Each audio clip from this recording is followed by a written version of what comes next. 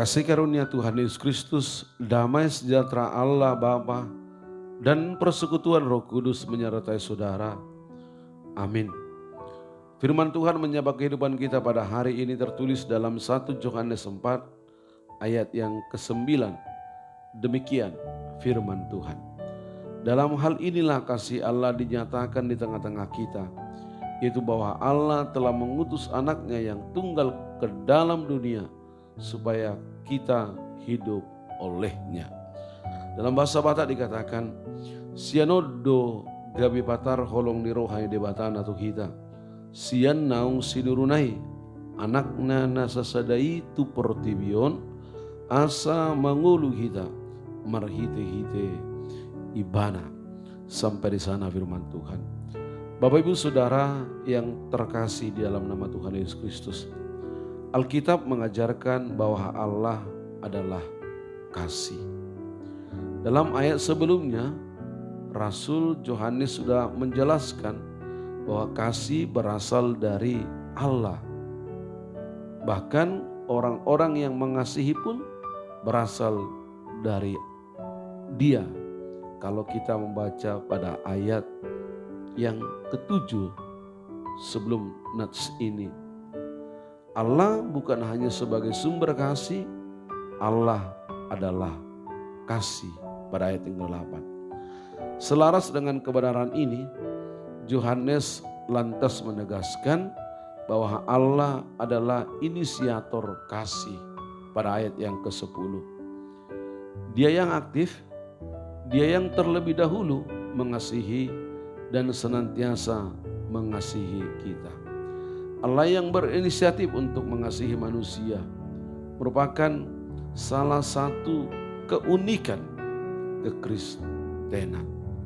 Allah selalu menjadi originator atau sumber dan inisiator atau prakarsa kasih.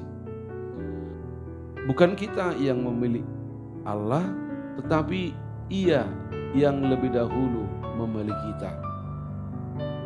Jika kita baca dalam Yohanes 15 ayat yang ke-16. Bukan kita yang mencari Allah, melainkan Allah yang datang untuk mencari dan menyelamatkan kita. Dalam Lukas 19 ayat yang ke-10. Sejak dahulu Allah mengasihi kita sampai sekarang. Dan puncak kasih Allah adalah pengorbanan Yesus Kristus di kayu salib. Dan kalau kita membaca seluruh firman Tuhan, yaitu berbicara tentang kasih Allah. Kasih terbesar yang kita terima adalah kasih Allah. Dia begitu mengasihi kita, sehingga Dia memberikan Yesus, anaknya yang tunggal, untuk hidup, mati, dan bangkit kembali demi menebus kita dan kembali ke surga. Kita menerima kasih Allah ketika kita menerima Yesus sebagai juru selamat dan Tuhan kita. Semua orang yang menerimanya diberinya kuasa supaya menjadi anak-anak Allah, yaitu mereka yang percaya dalam namanya. Dalam Yohanes 1 ayat yang ke-12. Setelah kita mengalami kasih Allah, kemudian kita dapat belajar untuk memberi kasih. Mari kita saling mengasihi, sebab kasih itu berasal dari Allah. Tertulis dalam 1 Yohanes 4 ayat yang ke-7. Saudara, kasih Allah memampukan kita untuk mengasihi saudara-saudara kita di dalam Kristus. Kita mengajar, menguatkan, dan menegur dengan kasih Allah.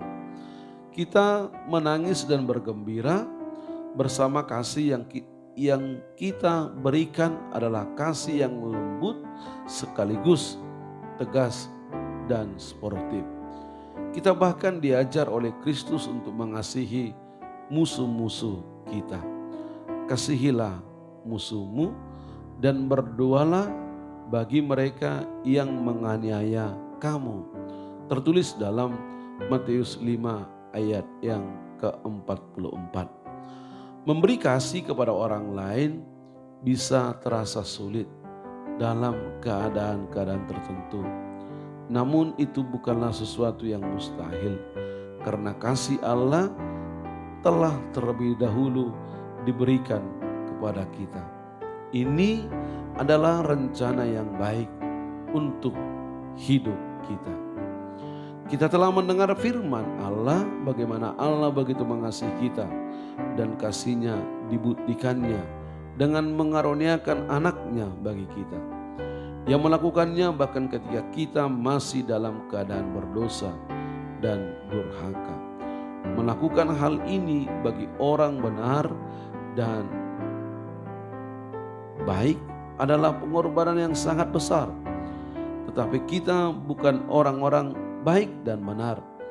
Kita dahulu adalah orang berdosa, orang yang durhaka, yang sudah mati karena pelanggaran dan dosa-dosa kita. Namun ini tidak menghentikan Allah. Dia begitu mengasihi kita dan oleh karena kasih-Nya kepada kita, Ia mengaruniakan anaknya ketika kita masih orang-orang berdosa.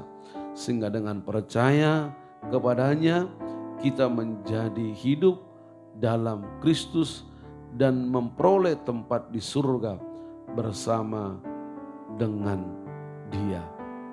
Ada satu ungkapan yang tertulis di depan satu pintu gereja. Terimalah kasih, berilah kasih, terus ulangi demikian. Terimalah kasih, berilah kasih, terus ulangi demikian. Dalam masa pandemi ini, firman Tuhan menyapa kehidupan kita. Hiduplah dalam kasih dan lakukanlah kasih dalam kehidupanmu sehari-hari. Kasihilah, motivasilah orang yang terpapar COVID-19. Jangan singkirkan mereka. Berdoalah untuk mereka agar mereka kuat dan Tuhan menyembuhkan segala penyakitnya. Hiduplah di dalam kasih Allah. Sebagai bukti kita mengasihi Allah, kasihilah sesamamu manusia. Amin. Tuhan memberkati aktivitasmu hari ini. Dan Tuhan juga menjaga serta menyertaimu. Amin.